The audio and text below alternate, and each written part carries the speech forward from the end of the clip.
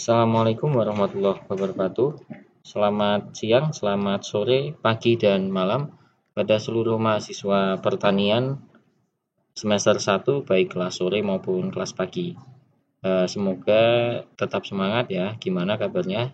Semoga tetap sehat walafiat, kondisi dalam keadaan baik-baik saja, dan siap menyongsong untuk UTS.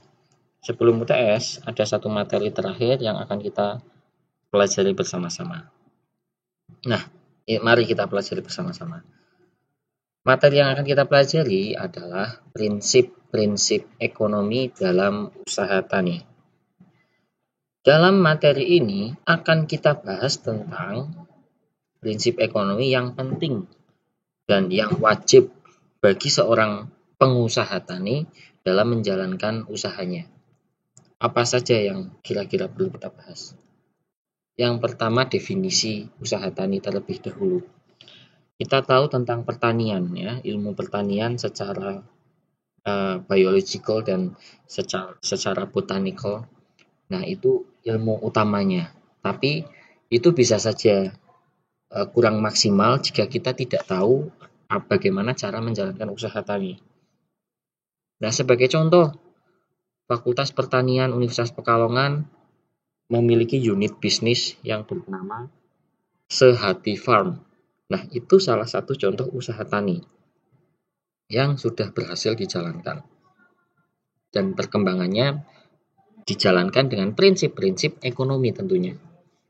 Bagaimana contohnya Sehati Farm itu bisa dijalankan secara prinsip ekonomi? Yaitu yang pertama tentu saja memproduksi sayur. Yang kedua memasarkan sayurnya. Dan yang ketiga mengelola keuangannya.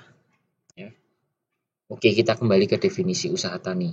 Definisi usaha tani berdasarkan slide berikut ini, definisi usaha tani adalah suatu tempat atau permukaan bumi di mana pertanian diselenggarakan oleh petani tertentu, apakah ia seorang pemilik, penyakap, atau manajer yang digaji.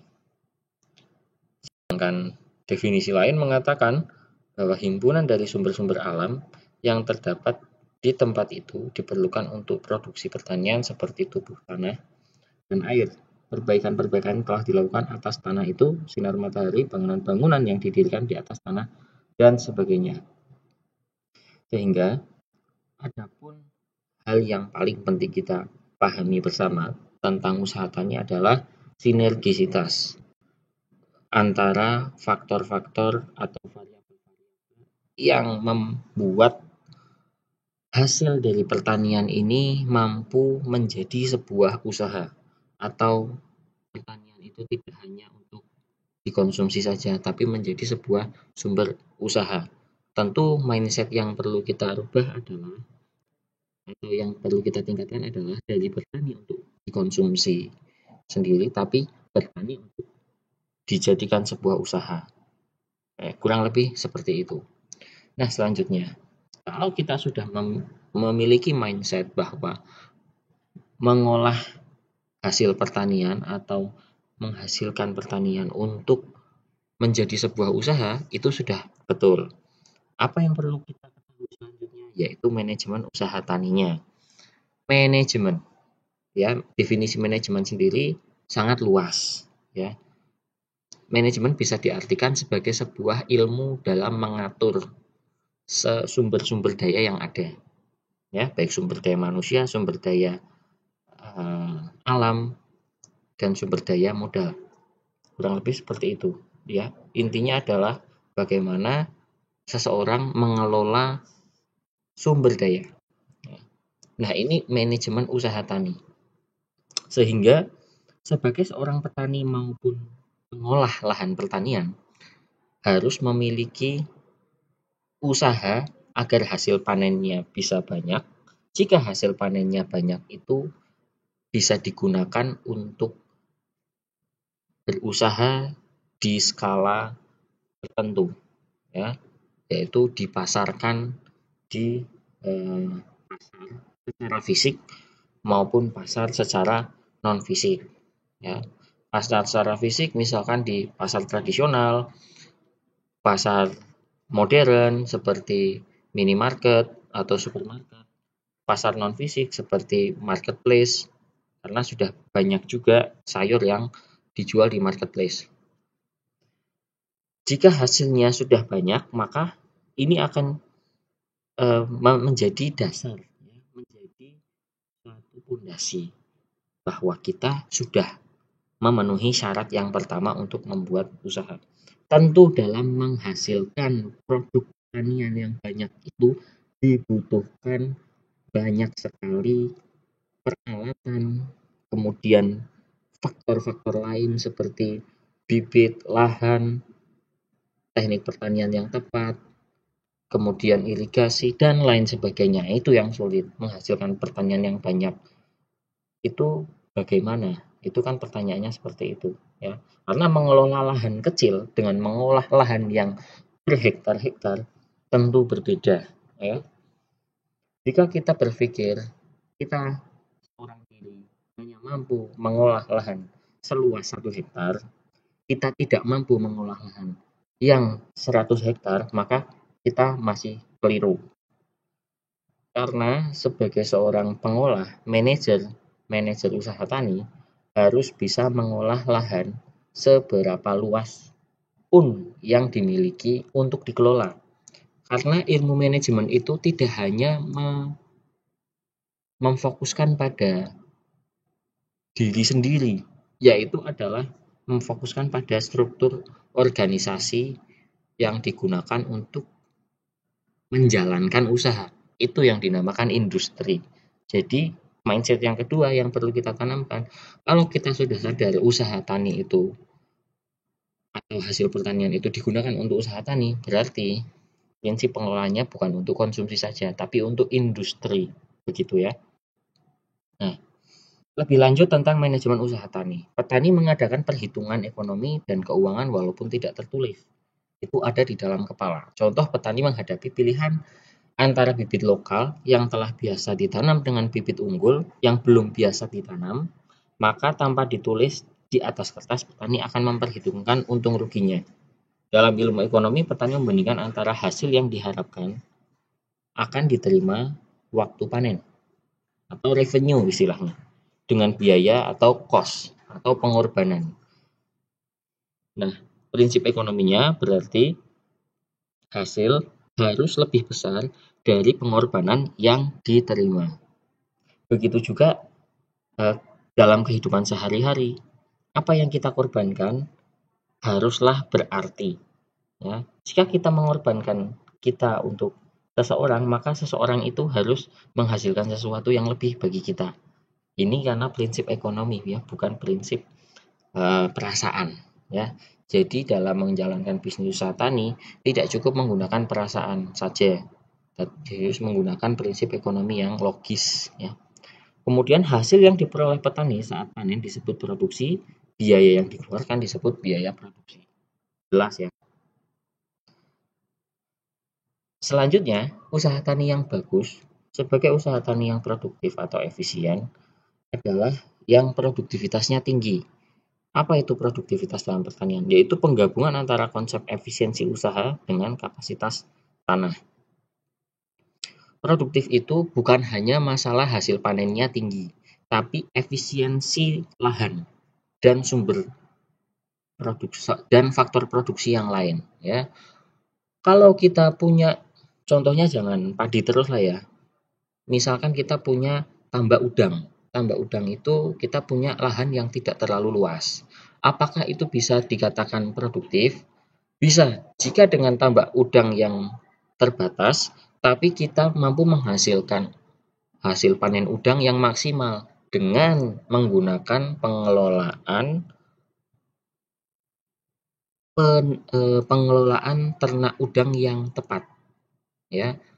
Tidak terlalu banyak menggunakan pakan, tidak terlalu banyak mengeluarkan pengorbanan untuk memberi makan udangnya, tapi hasilnya besar. Bagaimana caranya?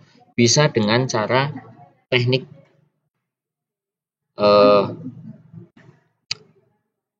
arus buatan dan kemudian menggunakan teknik memahami bagaimana udang itu berkembang biak dengan memberikan fasilitas-fasilitas seperti peralon untuk hidup udang itu sendiri biar bisa tumbuh dengan besar ya karena pembesaran udang ya. Nah, seperti itu. Dengan kapasitas lahan yang tidak terlalu besar kita menghasilkan udang yang maksimal. Nah, itu produktif ya, bukan asal banyak saja.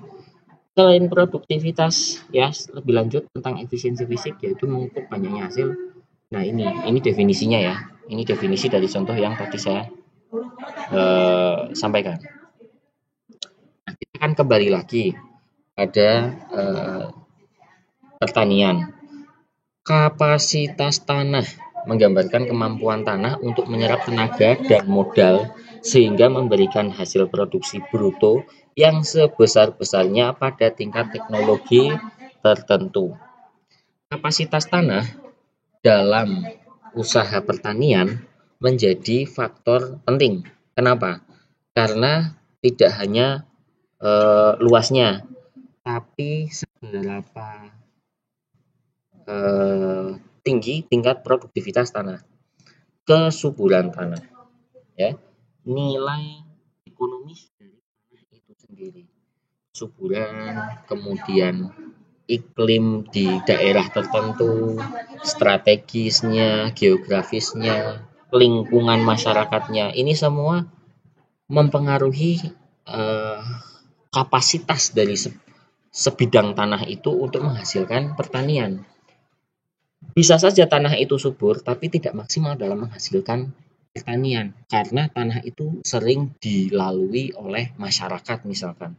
Banyak polusi, banyak limbah cair yang kemudian mencemari tanah tersebut. Kan seperti itu ya, kurang lebihnya kan seperti itu. Ini perlu kita telah lihat lebih lanjut. Sehingga secara teknis produktivitas adalah perkalian antara efisiensi usaha dan kapasitas tanah. Ada faktor yang tetap dan ada faktor yang berubah. Sehingga kalau ditulis dalam fungsi matematis, kurang lebih seperti ini. Suatu fungsi yang menunjukkan hubungan antara hasil produksi fisik output dengan faktor-faktor produksi input.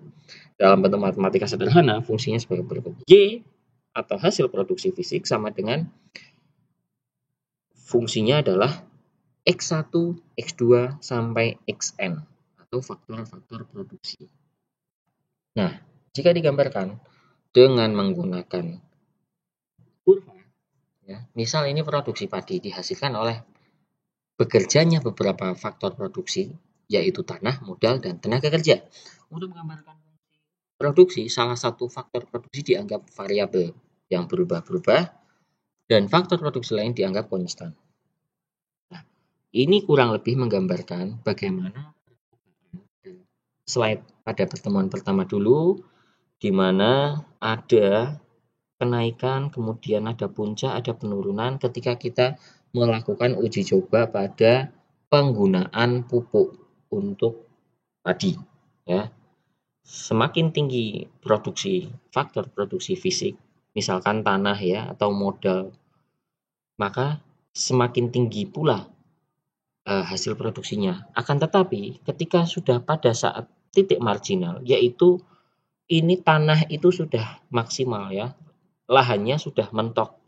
Maka jika faktor produksi fisiknya berupa tanah, modal, dan tenaga itu tetap ditambah, maka justru akan menurunkan kemampuan tanah untuk memproduksi hasil pertanian berupa padi. Ya, sekarang bisa dipahami, ya, bisa dipahami dan diulang-ulang. Apa sih hasil produksi dan biaya produksi? Hasil produksi itu jika kita asumsikan secara fisik itu beras.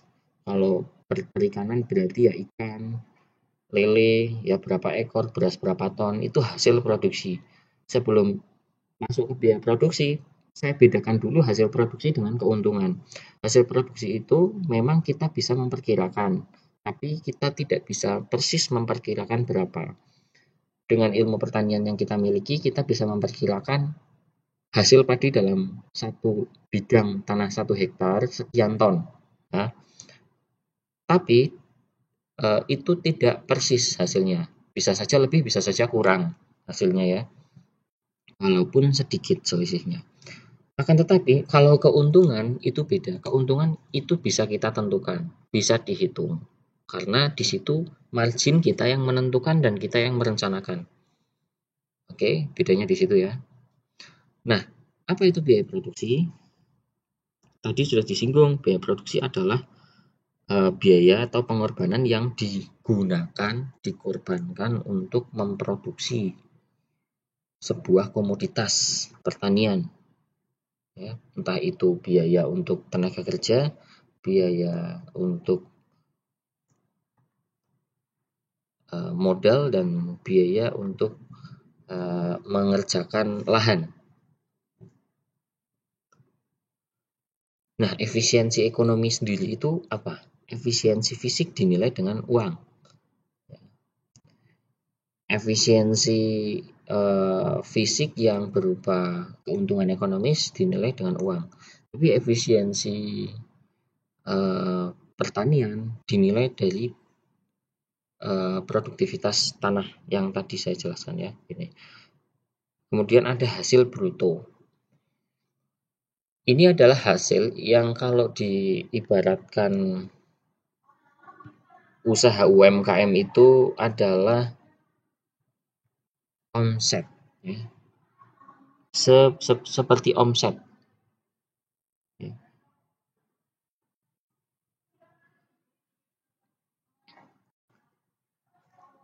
Misalkan ya, nilai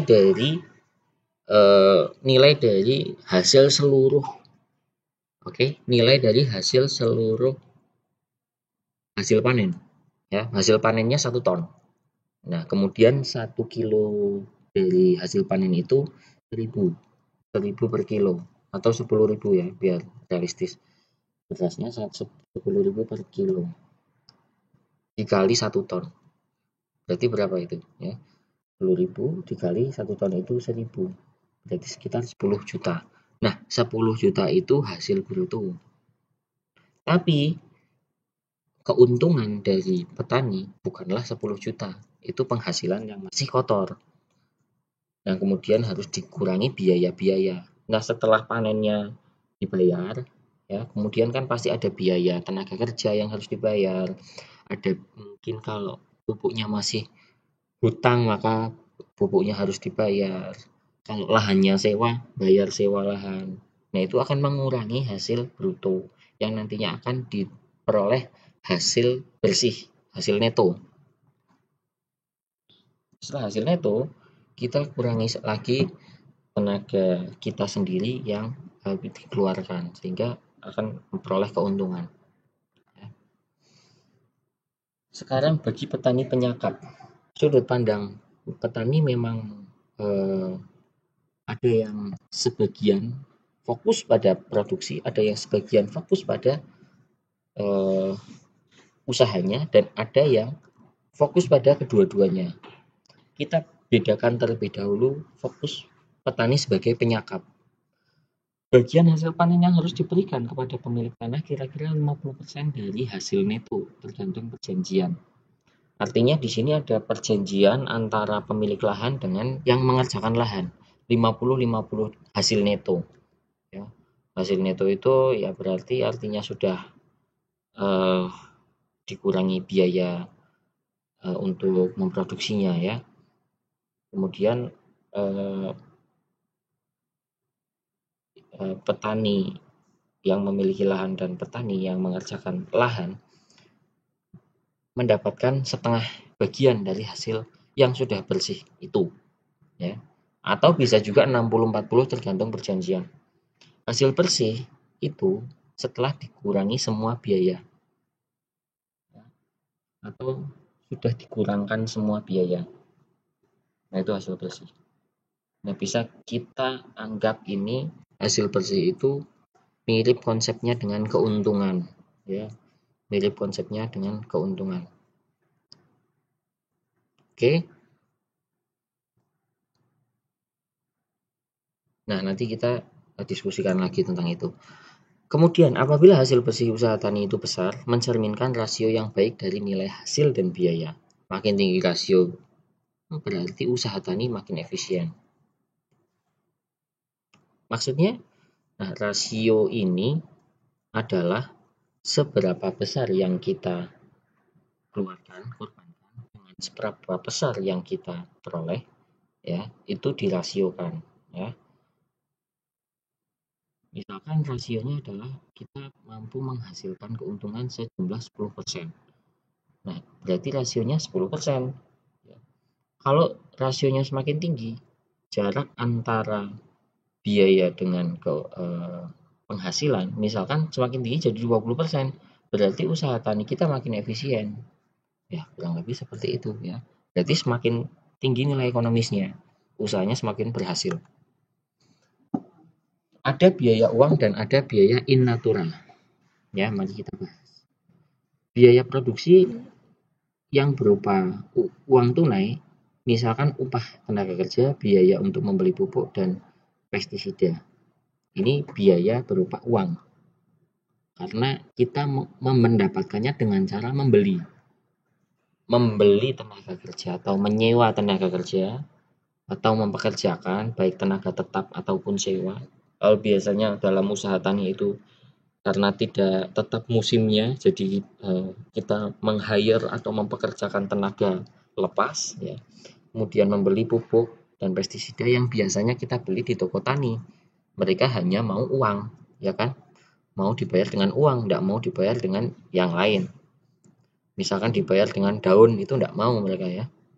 Kemudian kedua, biaya panen yang bentuknya natural adalah biaya panen bagi hasil, sumbangan, dan mungkin juga pajak-pajak yang dibayarkan dalam bentuk natural. Karena di sini perlu kita pahami banyak petani yang belum memahami konsep biaya dengan pengelolaan keuangan, manajemen keuangan, sehingga balas jasa, ya, membayar dengan balas jasa, ya, dengan misalkan karena ini kesepakatannya adalah saya bekerja sebagai pengolah lahan kepada seseorang yang punya lahan. Si A, saya, si B yang bekerja pada si A. Kemudian si A bayar saya setelah pekerjaan saya selesai, bayar dengan hasil panen, ya. Hasil panen misalkan kamu saya kasih hasil panen 1 kintal gitu, ya. Atau bentuk-bentuk yang lain. Nah, Anda bisa cari sendiri di internet lebih lengkap apa itu biaya in natura. Biaya tetap dan biaya variabel. Biaya tetap, biaya yang muncul karena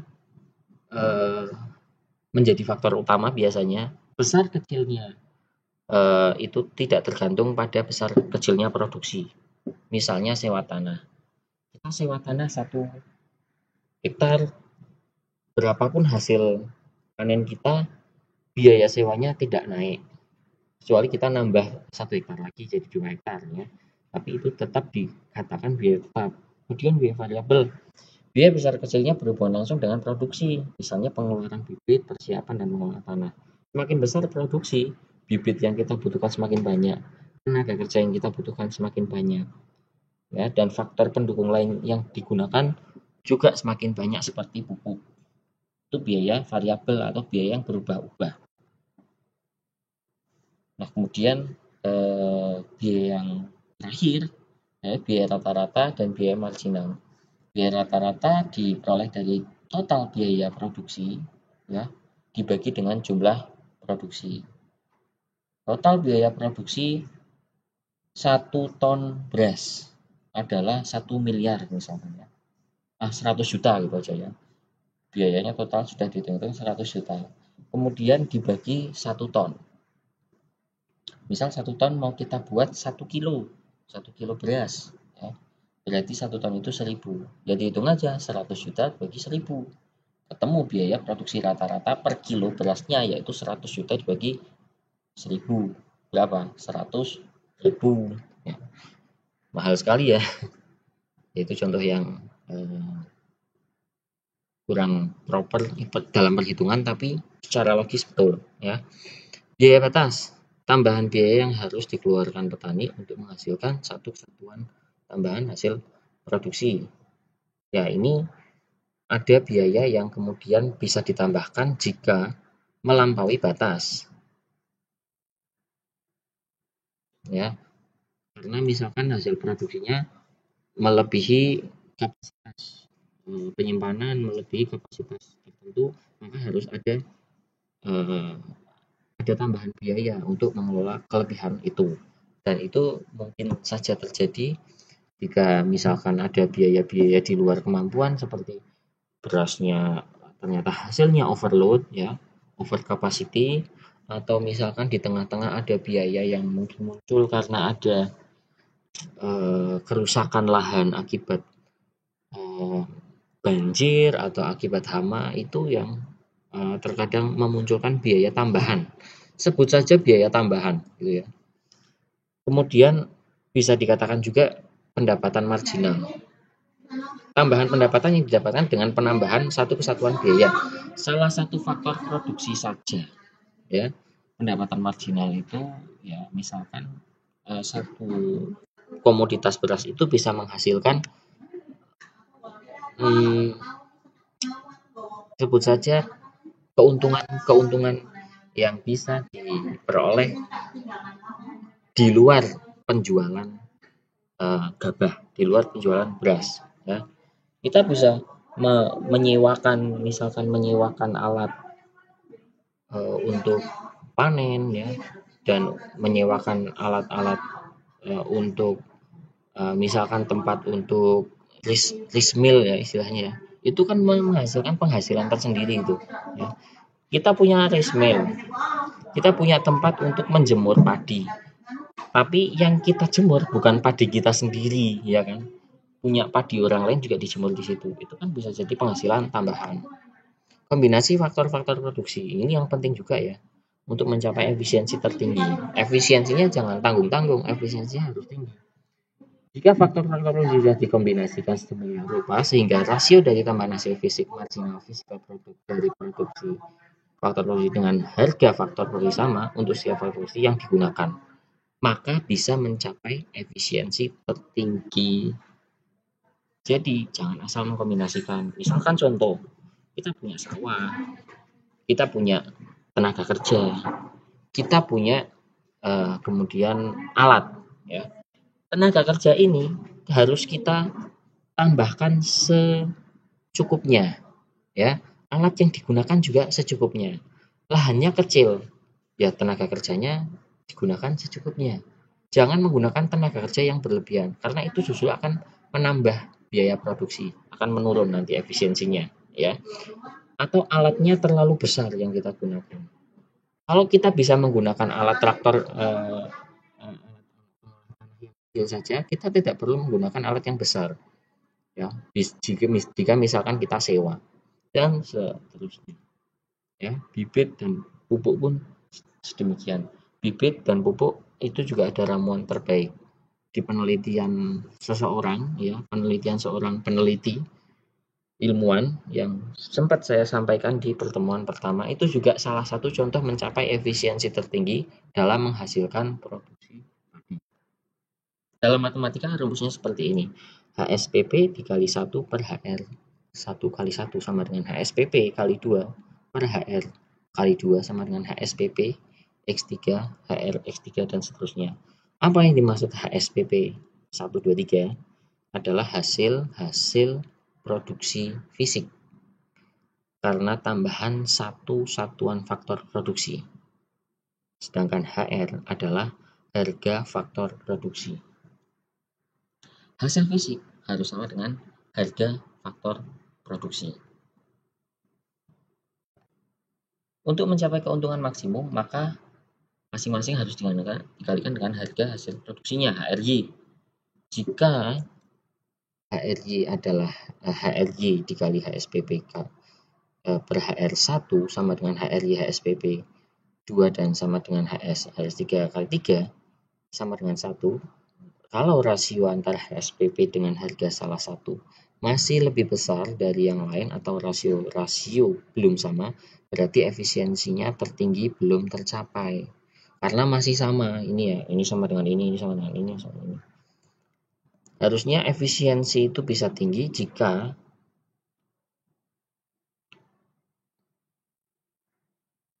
harga lebih besar daripada atau hasil lebih besar daripada harga faktor produksinya, ya. Ya intinya hasil lebih besar daripada pengorbanannya, ya. Kita lihat nanti. Oke, saya kira itu untuk materi kita kali ini, ya. Sampai dengan hasil keuntungan maksimum, ya. Nah, untuk selanjutnya kita akan bahas setelah UTS. Adapun materi UTS akan saya sampaikan melalui WhatsApp. Terima kasih. Wassalamualaikum warahmatullahi wabarakatuh.